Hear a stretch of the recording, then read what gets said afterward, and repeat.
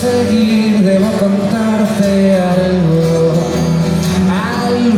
que sucedió y duele a cada paso de cada pequeño peldaño de esta vida de escalones cada vez más altos. ¡Charly Bautista!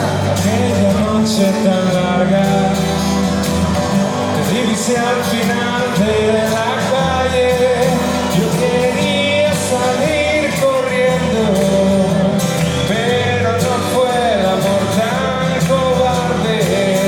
¿Qué es lo que está pasando? ¿Qué es lo que está pasando? Está pasando una vez más. Estabas allí en lo alto, al final de una enorme cuesta, con la mano tendida y colgando un pañuelo blanco. ¿Qué es lo que está pasando? ¿Qué es lo que está pasando? Está pasando una vez más.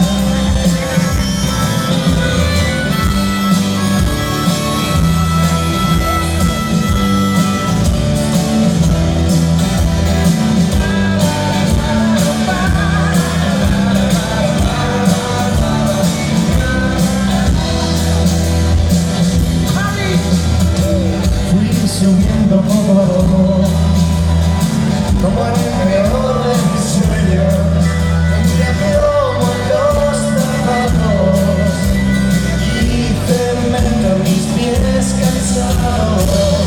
¿Qué es lo que está pasando? ¿Qué es lo que está pasando? Está pasando una vez más.